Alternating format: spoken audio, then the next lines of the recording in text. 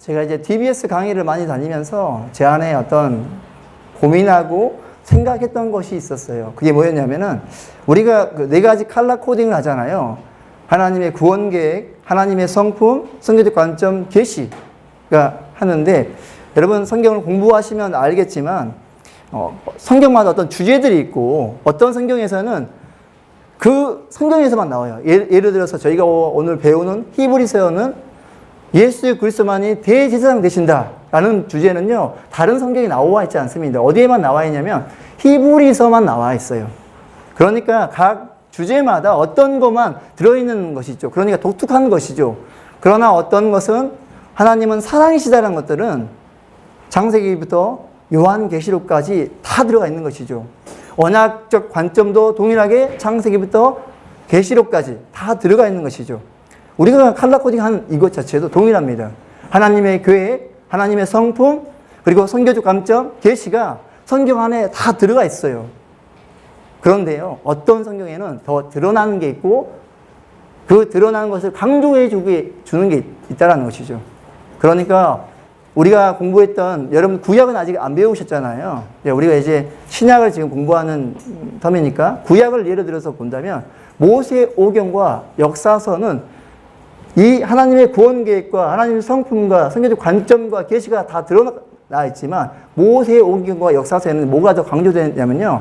바로 하나님의 구원 계획, 하나님의 하신 일이 더 강조가 돼요. 그러니까 여러분 칼라코딩을 여러분 해보시면 알겠지만 이 하나님의 구원 계획, 하나님의 하신 일이 더 강조가 됩니다. 나중에 한번 구약해 보세요. 그리고 어떤 책은요. 하나님의 성품이 더 강조가 돼요. 그게 뭐가 있을까요? 선지서요. 그러니까 선지서는 시로 되어 있어요. 여러분 모세오경과 역사서는요. 대부분이 뭐로 되어 있냐면 산문으로 되어 있습니다. 그러니까 문학적 장르가 다른 거예요. 시는요. 여러분 시편을 나중에 배워보시면 알겠지만 시는 지식을 가르치는 게 아닙니다. 시 자체가. 시는 지성을 가리키는 거예요. 그러니까 마음을 움직이는 것이 바로 시라는 것이죠. 그러니까 우리가 배우는 선지서 자체가 시로 되어 있는데 무엇으로 되어 있냐면 시로 되어 있고 그때 말하고 싶은 내용이 뭐냐면은 우리의 마음을 다스리는 거죠. 그때 그 마음이 어떤 마음이 무엇이냐면은 하나님의 성품을 강조하고 있습니다. 여러분 그 선지서를 보면요. 하나님의 그 성품을 드러내는데 선지서 안에서 심판하겠다의 내용이 거의 99%예요. 정말 많은 내용이 심판입니다. 근데 한 몇 프로 안 되는 것 자체의 내용이 뭐냐면요. 회복하겠다. 하나님의 그 성품 자체가 무서운 하나님입니까? 아니요. 하나님이 왜 심판하는지, 이 심판을 통해서 너희에게 무엇을 주고 싶어 하는지가 기록되어 있는 게 바로 선지서인데요. 왜 완전한 심판을 줄 수밖에 없냐면요. 너희가 그 완전한 심판을 통해서 너희 가운데 있는 그 죄를 완전히 해결했을 때 온전하신 하나님을 만날 수 있는 그 길이 열린다는 것이죠. 그러니까 선지서 안에서 여러분 잘 공부해보면 알겠지만요. 하나님이 무서운 분이 아니라 하나님은 우리를 오래 참으시고 긍휼을 베푸시고 우리를 너무나도 사랑하시는 그 마음이 선지서 안에 너무나도 잘 담겨 있다는 것이죠. 그러니까 선지서 안에서 하나님의 일하심이 없는 게 아닙니다. 있어요. 다 있죠. 성경적 관점이 있습니다. 그러나 무엇이 강조되는가라고 했을 때는 바로 하나님의 성품, 아버지의 마음이 강조된다는 것이죠. 이 성경적 관점 자체는요, 사실은 어디에 들어가 있고 구원의 계획과 하나님의 성품 가운데 결국 하나님이 원하는 것은 모든 백성이 아담을 통해 범죄했을 때 그들에게 무엇을 주고 싶었냐면요, 다시 온전하게 회복하는 것 자체, 그게 무엇이냐면 성경적 관점입니다. 그러니까 성경적 관점 자체는요, 어떤 책에는 다 들어가 있고 이 성경적 관점은요, 그 책 안에서 막 강조되고 있는 것이 아니라 드러나 있어요, 그냥. 하나님의 구원 계획에서 뒤에 숨어 있고요. 하나님의 성품 가운데 뒤에 있다는 것이죠. 이게 바로 성경적 관점이고 이러한 세 가지 것들을 이제 우리 가운데 어떻게 계시로 어떻게 적용할 것인가에 대한 이야기가 더 자세하게 담긴 내용이 있어요. 그게 뭐냐면 바로 시가서입니다. 그러니까 구약 전체의 이야기를 이렇게 모세오경과 역사서는 하나님의 구원 계획에 대한 이야기를 하고 있다면 예언서는요. 이스라엘 향한 하나님 아버지의 마음 자체를 강조하고 있다. 하나님의 성품을 강조하고 있다는 것이죠. 시가서는요. 그 하나님의 구원 계획과 하나님 아버지의 그 성품에 대한 반응에 대한 것을 다루는 게 바로 시가서. 그러니까 시가서는요. 그 당시에 있는 사람들에게만 적용되는 것이 아니라 우리에게도 동일하게 적용되는 계시적인 내용인 것입니다. 이렇게 모세 오경 가운데 이렇게 네 가지 칼라 코딩이 무엇이 더 강조되는가? 여러분 나중에 구약하시면은 모세 오경 때는 뭐가 더 재밌게 나올까요? 하나님의 구원 계획이요. 선지서에서는요, 하나님 아버지의 마음, 성품이 더 강조되고 있겠죠. 시가서에서는요, 계시가 더 강조되고 있다라는 것들을 이해하시면서 나중에 구약하시면 좋을 것 같습니다. 우리가 오늘 배우는 게 이제 히브리서와 야고보서잖아요. 그럼 신약 안에서는 어떻게 드러나고 있는가라고 했을 때요, 복음서는요, 예수 그리스도에 대한 이야기잖아요. 무엇이 강조되고 있을까요? 하나님의 구원 계획, 하나님이 하신 일이 들어가 있겠죠. 선지서는요, 선지서가 아니죠. 서신서. 죄송합니다. 편지가 가지고 있는 특징이 있잖아요. 편지는 지식 전달하기 위한 건가요?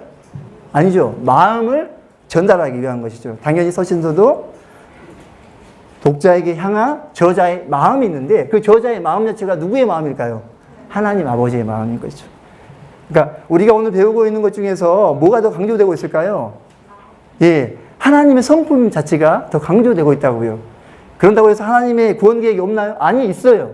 왜냐하면 그 하나님의 구원 계획을 분명하게 말함을 통해서 그 구원 계획 가운데 있는 그 진짜 원리, 하나님이 너희 가운데 왜 구원 계획을 주고 싶은 그 원리, 그것은 아버지가 너희를 너무나도 사랑하고 있다. 너희를 온전한 하나님 백성 만들고 싶다는 그 마음이 어디에 담겨 있다고요? 서신서 안에 담겨 있다. 사도행전도 하나님의 그 구원 계획이 아주 잘 담겨 있는 책이에요. 그런데요, 이 사도행전에는요, 어떤 게 더 강조되고 또 있냐면요, 선교적 관점이 사도행전에서 아주 드러나고 있다는 것입니다. 그래서 우리가 오늘 배우는 것은 이제 서신서이기 때문에 여러분 책을 읽으실 때 어떤 거에서 그냥 지식 자체만 가지고 여러분 히브리서, 야고보서 읽잖아요. 그러면 진짜 중요한 걸 놓쳐버려요. 그러니까 우리가 공부하다 보면은 이 문학적인 장르만 공부하시는 거예요. 그냥 서신서 담겨있는 그 내용만 공부하다 보니까 실제로 이 서신서에 담겨있는 하나님이 지금 이 원독자이고 주고 싶은 그 아버지의 마음 자체를 놓쳐버린다는 것이죠. 그걸 놓치면은 저는 그렇게 생각합니다. 다 놓치는 거예요. 그래서 우리가 히브리서, 야고보서 배울 때 하나님이 지금 이 백성에게, 이 원독자에게 어떤 마음으로 지금 글이 쓰여지고 있는가를 분명하게 보셔야 됩니다. 그래야만이 오늘 여러분들이 서신서를 아주 잘 볼 수 있습니다. 이제 우리가 히브리서를 공부할 때 아주 중요한 요소가 있어요. 뭐냐면요, 히브리서 자체는 히브리 유대인들이잖아요. 유대인들에게 기록했기 때문에 그 유대인들을 부르심, 그러니까 구약에 대한 이해를 여러분들이 조금 가져야만이 히브리서를 보는데 이해가 됩니다. 그래서 저는 아주 좀 간략하게 중요한 부분만 찍어서 여러분께 설명하겠습니다. 여러분, 이런 생각 안 해보셨나요? 사람을 만드신 목적이 뭘까요? 창세기 1장 28절에 보면 이렇게 되어 있습니다. 하나님이 그들에게 복을 주시며 하나님이 그들에게 이르시되 생육하고 번성하여 땅에 충만하라, 땅을 정복하라, 바다의 물고기와 하늘의 새와 땅과 움직이는 모든 생물을 다스리라 하시니라 라고 되어 있어요. 그러니까 우리에게 이렇게 얘기하는 거죠. 너희는 생육하고 번성하여 땅에 충만하라, 땅을 정복하라, 모든 생물을 다스리라 되어 있어요. 아, 그렇구나. 저는 그렇게 이해만 하고 있었어요. 근데요, 제가요, 2017, 2018 SBS 9개월 섬겼거든요. 근데 9개월 섬기는 동안 6개월이 지나갔어요. 제 안에 너무 지쳐오는 것이죠. 그러면서 하나님한테 이런 질문을 했어요. 하나님, 저희를 부르신 목적이 뭡니까? 사람을 만드신 목적이 뭔가요? 일 시키려고 저희 부르셨나요? 이거는요, 제가 어릴 때부터 가졌던 질문이었었어요. 제가 중학교 3학년 때부터 성가대를 했었고요. 고등학교 때부터 교회에서 찬양 인도도 했었어요. 어린 나이에. 그러니까 그때 제가 얼마나 열정적으로 사역을 했냐면 그 어릴 때 어머니 손잡고 날마다 새벽 기도를 같이 갔었다고요. 그런데 그렇게 열심히 사역하고 봉사할 때 그렇게 너무 지쳐하고 있을 그때 늘 제 안에 들었던 마음이 어떤 마음인지 아십니까? 하나님, 저를 부를 때 일 시키려고 부르셨나요? 그러면서 제가 이번에 이거는 내가 단판을 지어야 되겠다. 하나님을 내가 그때 저희가 한 텀에서 9개월 하거든요. 3개월, 3개월, 3개월. 그래서 6개월이 끝나자마자 일주일 트랜짓 기간 쉬는 시간이 있어요. 그때 제가 하나님 앞에 기도하기 시작했습니다. 하나님, 이 불편한 마음 해결해 주지 않으면 안 될 것 같아요. 제발 말씀해 주세요. 라고 했을 때 하나님이 갑자기 창세기 1장 28절을 생각하게 하시면서 예전에 보이지 않았던 어떤 한 단어가 들어왔어요. 그게 뭐였냐면요. 하나님이 그들에게 복을 주시며라는 단어가 있어요. 그러니까 생육하고 번성하고 땅에 충만하고 다스리라 앞에 뭐가 있었냐면 복을 주시며라고 되어 있는 것이죠. 복을 주시며가 뭡니까? 바라크, 무릎을 꿇다라는 것이죠. 축복하다라는 것이죠. 하나님 우리에게 무엇을 줬냐면 축복을 내려줬다라는 것입니다. 그럼 그 축복이 뭘까요, 하나님? 하나님, 대체 이 축복이 뭔가요? 생육하고 번성하고 땅에 충만하고 다스리고 이게 축복인가요? 그러면 저는 여전히 힘든 것 같아요. 다시 좀 말씀 좀 해주세요. 했을 때 하나님이 저에게 다시 말씀해 준 말씀이 있어요. 그게 뭐냐면 창세기 5장 1절에서 2절 말씀이었습니다. 이것은 아담의 계보를 적은 책이니라. 하나님이 이 사람은 창조하실 때 하나님의 모양대로 지으시되 남자와 여자를 창조하셨고 그들이 창조하던 날에 하나님이 그들에게 복을 주시며 그들의 이름을 사람이라. 그러니까 사람을 부르신 그 목적은 다른 것이 아니라 그들이 뭘 주기 위해서요? 복을 주기 위해 했다라는 것이죠. 과연 이 복이 뭘까? 그러니까 여러분 그 창세기 5장을 자세히 보시면은요, 족보의 이야기, 아담의 족보의 이야기인 것입니다. 그들에게 복을 준 내용인 것이겠죠. 근데 이 아담의 족보 안에 독특함이 있어요. 어떤 독특함이 있냐면 내용들이 이렇게 되어 있어요. 살고 죽었더라. 살고 죽었더라. 살고 죽었더라. 살고 죽었더라. 살고 이렇게 되어 있더라고요. 근데 그 살고 죽었더라의 패턴이 깨져버리는 패턴이 있습니다. 누구의 이야기인가요? 여러분 잘 알죠? 에녹의 이야기예요. 살고 죽었다는 단어가 없이 살았더라. 이렇게 되어 있어요. 살고 죽었다는 게 아니라 그냥 살았다고 되어 있는데 그가 왜 그렇게 할 수 있었을까라고 보니까 그가 하나님과 300년 동안 동행하였더라가 두 번 반복됩니다. 300년 동안 동행하였더라. 300년 동안 동행하였더라. 근데 그 300년 동안 동행하였다는 그 시점이 언제인지 아십니까? 5장 21절 이렇게 되어 있어요. 에녹은 65세에 무드셀라를 낳았고라고 되어 있어요. 무드셀라 이름 뜻 자체가 창을 던지는 자라는 뜻이에요. 이것을 유다서 1장 14절이 풀어줬어요. 어떻게 풀어줬냐면요. 하나님이 이 백성을 심판하기로 결정한 때라고 얘기하는 것이죠. 그러니까 하나님이요, 이 백성을 이제 심판하기로 결정한 그때 에녹이 뭘 했냐면 하나님과 300년 동안 동행했다. 할라크, 하나님과 함께 걸어갔다라는 것이죠. 그리고 나서 누구의 이야기로 끝나면요? 노아의 이야기로 끝납니다. 노아의 이야기가 6장에서 바로 연결돼요. 노아의 이야기를 보면 6장 1절부터 7절까지가 이 세상에 얼마나 범죄했는지 제가 관용했다라고 표현했으니까요. 그런데요, 6장 8절에 이렇게 표현하고 있습니다. 그러나 노아는 은혜를 입었더라요. 왜 노아만 은혜를 입었지? 하고 그 다음 구절을 봤어요. 뭐라고 되어 있는지 아십니까? 그가 하나님과 동행하였으므로. 여러분, 물어볼게요. 하나님이 우리에게 주신 복 자체가 뭔가요?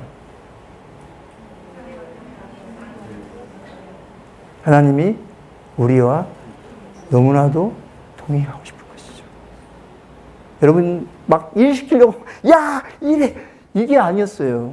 그러니까 하나님이 우리에게 진짜 준 부르심이 뭐냐면 내가 너와 함께 걷고 싶다라는 것이에요. 저는 이것이 제 안에 들어오니까요. 제 환경은 하나도 달라진 게 없어요. 여전히 지치고 힘들었어요. 근데요, 너무 하나님 앞에 감사가 되는 것이죠. 하나님 우리의 부르신 목적이 다른 것이 아니라 우리와 함께 걷는 것이었구나. 그런데 이 백성들이 어떻게 합니까? 이스라엘 백성들이 계속해서 범죄하잖아요. 창세기 11장에 보면은 어떻게 합니까? 그들이 바벨탑을 쌓아요. 바벨탑을 쌓는 게 도대체 뭐가 잘못했다고. 예? 저희는 뭐 63빌딩, 뭐 128층 뭐 이런 어마어마한 거 있잖아요. 근데 왜요? 근데 그들이 그 건물을 지을 때 문제가 있었어요. 어떻게 지었냐면은 벽돌 위에다가 그 당시에 기술력으로 본다면 가장 튼튼하게 지으려고 한다면 진흙을 발라야 돼요. 진흙 위에 벽돌, 진흙 위에 벽돌. 근데 그들이 무엇을 발랐는지 아십니까? 역청을 발랐대요. 역청은요, 노아의 방주 때 물이 들어가지 않게 그 방주에다 발랐던 게 바로 역청이거든요. 창세기 11장 4절에 이렇게 되어 있습니다. 또 말하되 자 성읍과 탑을 건설하여 그 탑 꼭대기를 하늘에 닿게 하여 우리의 이름을 내고 온 지면에 흩어짐을 면하자 하였더니, 그 하나님이 어떻게 하겠다는 것인가요? 대적하겠다고, 범죄하는 것이죠. 그래서 하나님이 언어를 흩으시고 모든 족속, 민족으로 흩으셨습니다.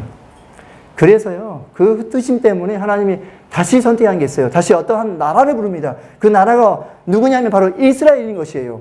내가 너로 큰 민족을 이루고 내게 복을 주어 내 이름을 창대케 하리니 너는 복이 될지라. 거기서 끝났나요? 아니요. 너를 축복하는 자에게 내가 복을 내리고 너를 저주하는 자에게 내가 저주하니 땅의 모든 족속이 너로 말미암아 복을 얻을 것이다.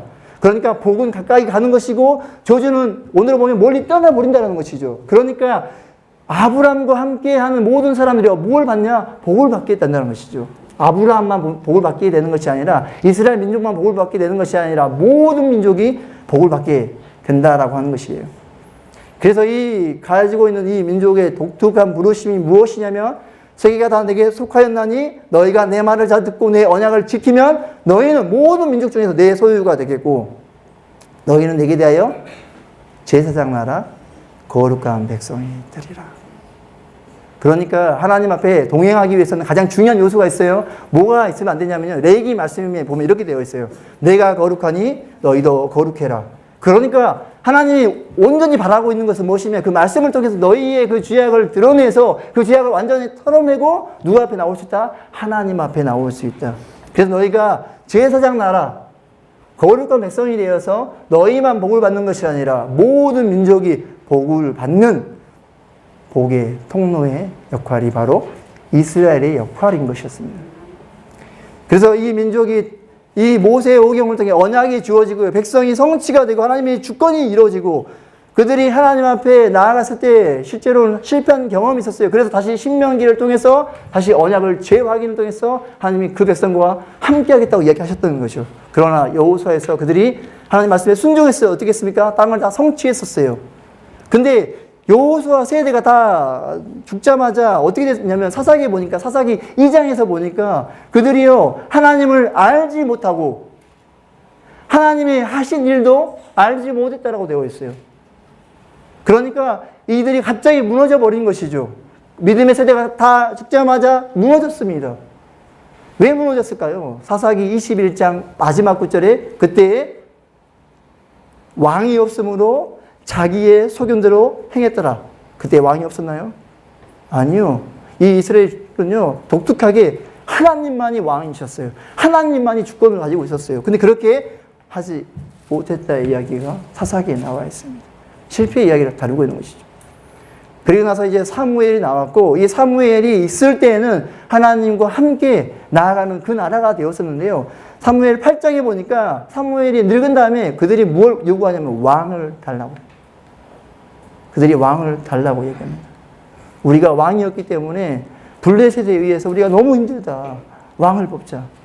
그래서 나오는 게 이제 사울, 다윗, 솔로몬, 그리고 남유다의 19명의 왕, 북이스라엘의, 남유다의 20명의 왕, 북이스라엘 19명의 왕, 39명의 왕이 있었어요. 그 왕들이 하나님 앞에 잘했을까요? 아니요. 못했어요. 그래서 그들이 다 어디로 갔냐면요. 실패의 나락으로 가고 있었다고. 그들이 하나님 말씀에 순종했나? 아니요. 순종하지 않았어요. 순종했던 사람도 있었죠. 그리고 하나님이 히스기야, 요시야 이 둘에게 너무 잘했다. 베리 굿. 너무 잘했다라고 표현도 하기도 했어요. 그러나 그 다음 자식이 또 범죄했고 이스라엘, 남유다 할 것 없이요. 다 하나님의 나락의 끝에 들어가고 있었어요. 그때 하나님 앞에 범죄하고 하나님 말을 듣고 있지 않았을 때, 하나님 말씀하실 때 듣지 않고 있었을 때, 그때 하나님이 그들에게 주신 메시지가 있습니다. 그 메시지가 뭐냐면요. 바로 이사야 7장 14절 말씀입니다. 그러므로 주께서 친히 징조를 너에게 주실 것이라. 보라, 처녀가 잉타의 아들을 낳을 것이요 그 이름을 임마누엘이라 하시라. 하나님이 너와 함께 하신다는 것이죠. 이때가 언제냐? 히스기야 아버지 아하스가 하나님 의지하지 않고 아람과 북이스라 쳐들어왔을 때 아수르를 의지했던 그때거든요. 그때 하나님이 그럼에도 불구하고 다시 아하스에게 주었던 그 하나님 말씀이 바로 이 말씀인 것입니다. 너희가 범죄했어도 하나님의 말씀이 너희에게 원한 게 뭐냐면 내가 너와 함께 하겠다고 이야기했던 것이요. 그리고 나서 이렇게 되어 있습니다. 9장 6절에 이는 한 아기가 우리에게 낳고 한 아들 우리에게 주신 바 되었는데 그 어깨는 정사를 맺고 그 이름 기묘자 모사라 전능하신 하나님 용전하신 아버지라 평강의 왕이라 할 것입니다. 그러니까 예수 그리스도가 오셔서 우와 다 막 때려 부시고 막 모든 나라를 평정하는 걸로 생각할 수 있잖아요. 그분의 사역에 대한 이야기가 이사야에서 그렇게 말하지 않더라고요. 그러면 그 메시아가 어떤 사역을 합니까? 볼 때 이렇게 하는 것이죠. 그는 주 앞에 자라나기를 연한 순 같고 마른 땅에 낳은 줄기 같아서 고운 모양도 없고 풍채도 없은즉 우리의 보기에 흠모할 만한 아름다운 것이 없도다. 그는 멸시를 받아서 사람에게서 실어버린 바 되었으며 강고를 많이 겪었으며 질고를 아는 자라 마치 사람에게 얼굴을 가리우고 보지 않음을 받는 자 같아서 멸시를 당하였고 우리도 그를 귀히 여기지 아니하였도다. 그러니까 앞에서 말했던 그는 전능하신 하나님으로 모사라 하나님 우리의 구원자이신데 그가 온 형태는 바로 보잘것없이 멸시를 받으면서 왔다라고 하는 것입니다. 왜 그렇게 올 수밖에 없었을까요? 그 전능하신 하나님이 왜 그렇게 오셨나? 그 얘기가 뒤에 나옵니다. 여러분 한번 읽어보실까요? 4절 5절입니다. 시작.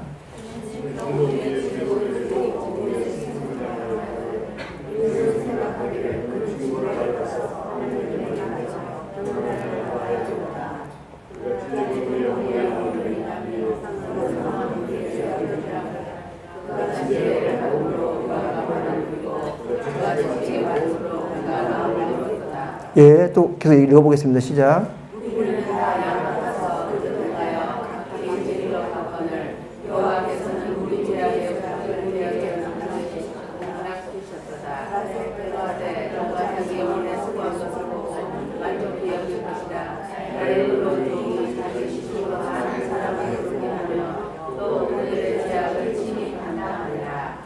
그러니까 그가 그렇게 오신 이유는요. 오늘 우리가 배우는 히브리서 동일하게 말하고 있어요. 우리의 연약함을 아시고 우리의 죄악을 담당하기 위해 오셨다는 것이죠.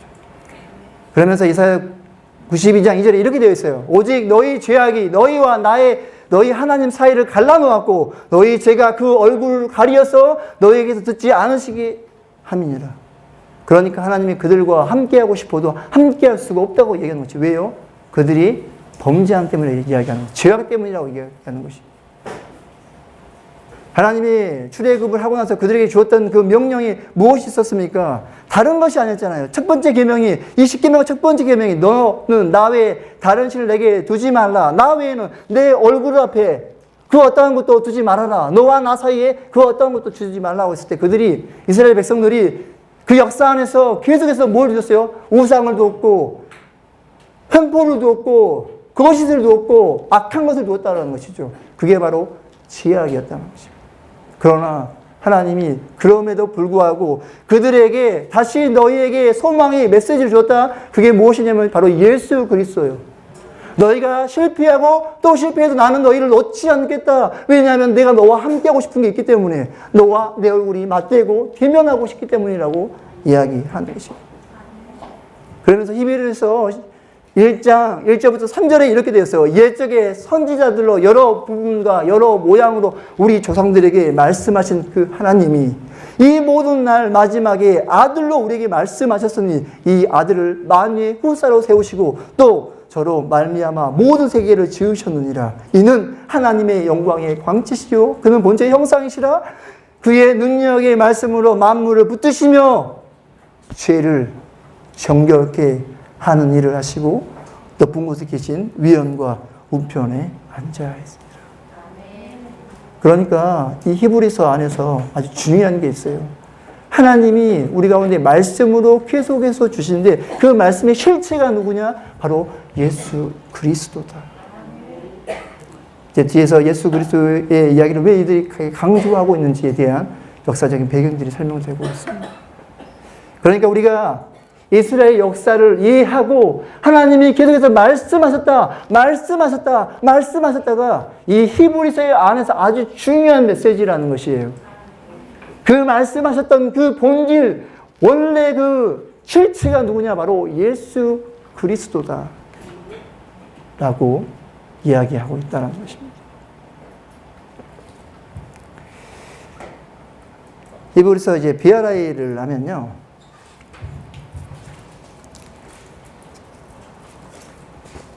사실 히브리서 저자는요 정확하게 누군지는 알 수 없습니다. 뭐 여러 의견이 있어요. 아볼로일까? 아니면 어떤 사람 브루스기 아굴라, 어떤 사람 누가라고 표현하기도 하고, 예, 다양합니다. 그러니까 누가 저자인지 몰라요. 그러나 분명한 것은 그가 유대인이고 복음을 예수님께 직접 듣지 않았고 저자는 독자를 잘 알고 있었고 디모데를 잘 알고 있었고 구약에 아주 능통한, 그러니까 이 사람은 디모데를 알고 있고 구약에 능통한 유대인 것을 알 수 있어요. 그러나 정확하게 누군지는 알 수 없습니다. 아주 숙제하실 때 저자 알 수 없어. 네, 아주 쉽죠?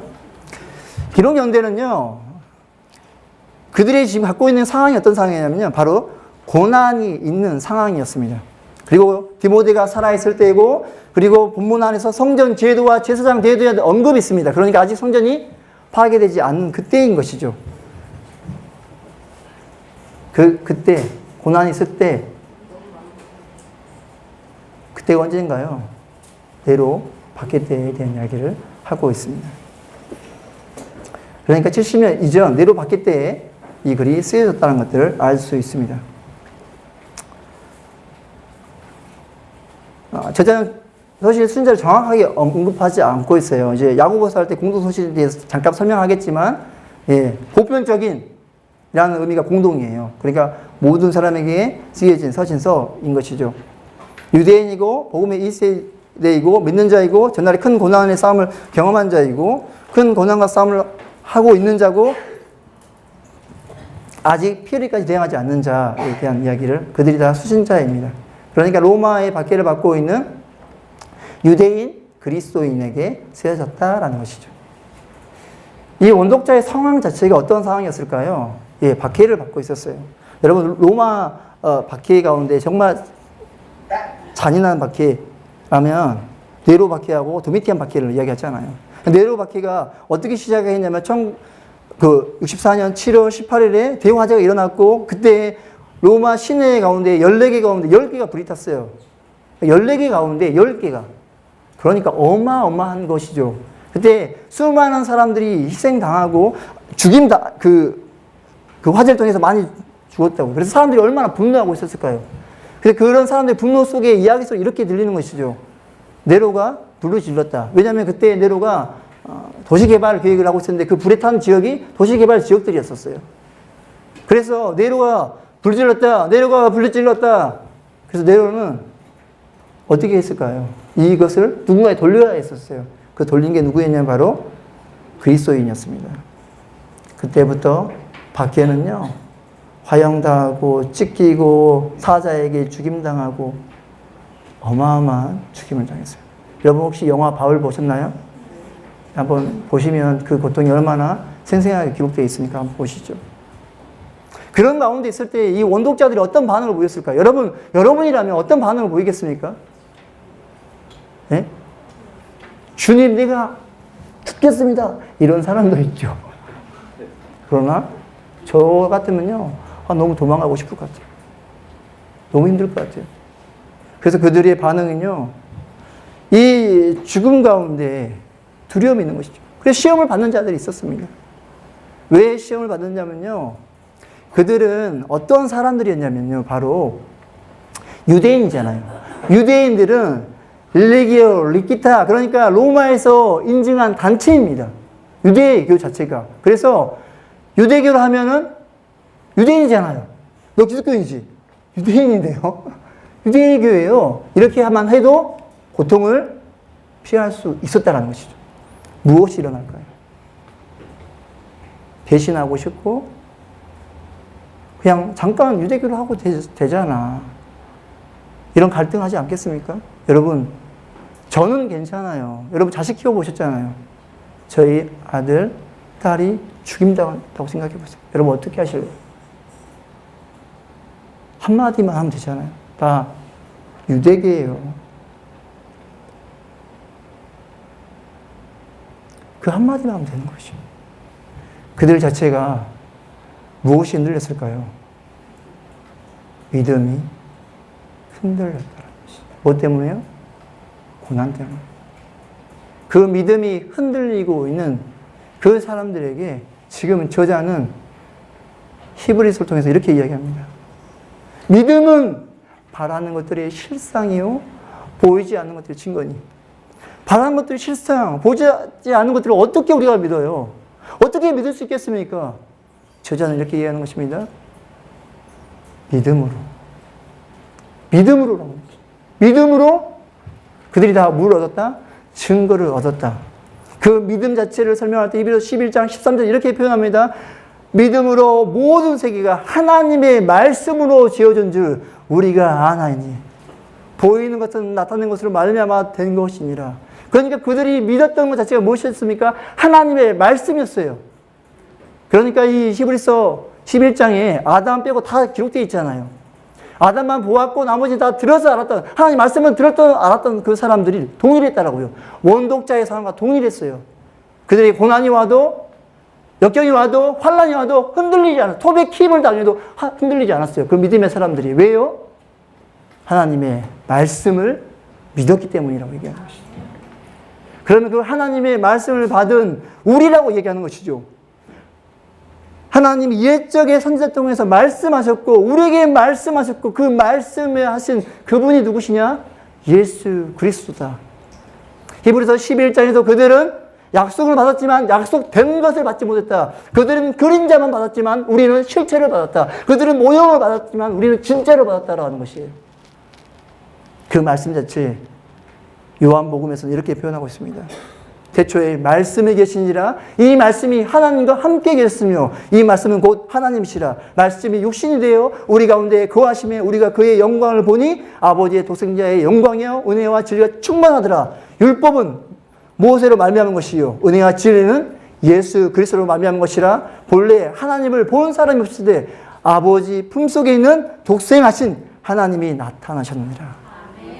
그 말씀이 누구라고 얘기하는 것인가요? 예수 그리스도. 그것 자체가 실체, 그림자가 아닌 진짜라고 얘기하는 것이에요. 그걸 갖고 있는 너희가 어떻게 하라는 것이죠? 흔들리지 말라고 하는 것이죠. 믿는 도우리 사도이시며 대제사장인 예수를 바라며 믿음으로 승리하자라고 우리에게 도전하고 있는 것입니다. 어떠한 박해가 와도 두려움이 와도 환란이 와도 절대 어떻게 하라고요? 흔들리지 말라고요. 선진들은 그 증거만 보고도 그림자만 보고도 그들이 지켜왔다고 얘기하는 것이죠. 뭐 때문에요? 그 말씀 믿는 믿음 때문에. 그러나 우리는 그 말씀의 그 믿음, 그 말씀 자체의 실체가 온 예수 그리스도에 대한 실체가 오는 것들 우리가 믿는 자들로서 절대 흔들리지 말아라라고 운독자에게 이야기하고 있다는 것입니다. 그래서 유대계로 돌아가려고 하는 그들에게 선지자보다 천사보다 모세보다 여호수아보다 아론보다 더 나은 언약보다 성막보다 그 어떤 것보다도 예수 그리스도 하나면 충분하다. 왜냐하면 그것은 그림자가 아니고 약속이 아니고 약속된 것 실체라고 얘기하는 것이에요. 그래서 돌아가지 말아라. 너희가 돌아가 버리면 그 믿음의 선진들의 믿음이 헛되지 않겠냐. 그들은 그림자만 보고도 승리하면서 왔는데 너희는 실체를 받은 자들이잖아. 그래서 예수 그리스도를 향해 종주의 싸움을 멈추지 말아라고 히브리서가 이야기하고 있다는 것입니다. 그래서 구조 안에서 간단하게 표현하고 있어요. 단 하나 이야기하는 것이죠. 예수 그리스도를 너희가 온전하게 신뢰해야 돼. 왜냐하면 너희가 보았던 그 그림자보다 더 온전한 것이 바로 예수 그리스도니까. 그래서 히브리서 안에서는요, 아주 간단한 구조처럼 되어 있어요. 근데 이 간단한 구조 안에서요, 여러분, 그냥 예수가 최고, 예수가 최고 하면요, 놓치는 게 많습니다. 그러니까 이거는 논리적인 전개잖아요. 그 논리적인 전개 안에서 아주 중요한 메시지들이 톡톡 들어가 있어요. 그 메시지들을 분명하게 여러분 아시고 가야 되는 것입니다. 그 메시지가 우리가 앞에서 했던 구약의 메시지와 똑같은 메시지를 담고 있어요. 다른 이야기를 하는 것이 아니라 구약의 메시지. 그러니까 너희 선지자들이 뭘 받았냐? 1장 2절을 통해서 말씀을 받았다라고 얘기하는 것이죠. 선지자와 천사들을 통해서. 그래서 그 말씀 본연이 누구냐? 바로 예수 그리스도라고 얘기하는 게 바로 1, 2장입니다. 그런데 그 말씀을 받았던 그 모세와 여호수아의 백성들이 참된 안식을 누렸냐? 누리지 못했다고 얘기하는 거예요. 왜 누리지 못했어? 그들이 순종하지 않았다. 그들이 순종하지 않았다. 그들이 순종하지 않았다라고 하는 것이죠. 왜 순종하지 못했죠? 그들의 마음이 굳어졌대요. 그들의 마음이 둔하여졌대요. 그럴 때 주었던 게 뭐냐면 바로 구약의 백성들에게 제사법을 줬잖아요. 제사장을 주었고 제사법을 통해서 굳어진 마음을 풀어서 다시 하나님께 다가온 걸 열었어요. 그때 그것도 해결되지 않았을 때 더 온전한 것, 그러니까 첫 언약 말고 온전한 완벽한 그 언약을 그들에게 주었는데 그게 누구냐? 5장부터 얘기하는 것이 바로 예수 그리스도다. 예수 그리스도다. 예수 그리스도 너에게 온 그 진짜 목적은 너희가 연약하고 부족하고 마음이 굳어지고 하지 못하니까 내가 누굴 보냈냐? 더 완전한 법. 그들이 실패했기 때문에 더 완전한 법. 바로 그게 바로 예수 그리스도를 너희에게 주었다. 그래서 그 예수 그리스도를 너희가 왜 믿어야 되겠니? 그 이야기가 바로 10장 19절부터 13절부터 25절. 그리고 너희가 어떻게 반응해야 되겠니? 그 반응에 대한 적용적이 바로 뒤에 나와 있다는 것이죠. 히브리서가 아주 그냥 예수가 최고 안에서 담겨있는 핵심 메시지 있어요. 예수 그리스도가 하나님의 아들이고 그가 말씀의 본연이다라고 얘기하는 거예요. 그리고 그 본연의 말씀을 그들이 구약의 백성들이 누렸냐? 못 누렸다. 안식을 누리지 못했다. 왜? 그들이 순종하지 못했기 때문에, 그들의 마음이 굳어졌기 때문에 라고 이야기하는 게 바로 3, 4장의 이야기입니다. 그때 그들에게 말씀의 율법을 주었어요. 그래서 그들이 하나님 앞에 다시 나아갈 수 있는 길을 열었어요. 그러나 그들 그렇게 했음에도 불구하고 그 옛 언약 자체가 불완전했기 때문에 그들이 온전하게 나아오지 못했다. 그래서 그들을 다시 온전하게 나아오기 위해서 누구를 주었냐? 새 언약 예수 그리스도를 주었다 이야기가 5장부터 10장 18절의 이야기. 그래서 우리가 뒤에 나와 있는 것은 그 예수를 붙들면서 싸우자. 힘써 싸우자. 경주를 마치기까지 계속 나아가자. 라고 이야기하는 내용이 뒤에 나와 있습니다. 이렇게 구조는요, 단순하면서도 그 안에 있는 메시지들을 여러분들 잘 이해하시면서 들어가면 히브리서가 그렇게 쉽게 잘 이해할 수 있습니다. 이제 1장부터 이제 들어가면요, 선지자부터 천사부터 뛰어난 예수 그리스도 할 때 뛰어난 크레티스라는 단어가 나오거든요. 신약에서 16번 나오는데요. 히브리서에만 13번. 그러니까 뛰어난, 더 좋은 이 크레티스라는 단어가 아주 중요하겠죠. 그러니까 그 어떠한 것보다도 예수 그리스도가 더 좋다는 것들을 처음부터 저자들에게, 독자들에게 지금 보여주고 있다는 것입니다. 그러면서 처음 시작이 선지자와 예수님에 대한 이야기를 하는 것이죠. 너희가 선지자를 통했던 그 하나님의 말씀들 자체가 실제로 온 그가 누구다? 예수 그리스도다라고 얘기하는 것이죠. 여러 부분과 여러 모양의 말씀한 것이 누구로? 아들로만 말씀하셨다라는 것이죠. 그러니까 이것 자체에 대해서 하나님이 지금 이야기하고 있는 게 뭐냐면 하나님이 너희를 어떻게 하기 위해서? 구원하기 위해서 구원 계획을 세우셨고 지금 이루셨다라고 얘기하는 것입니다. 이미 이루어진 역사다.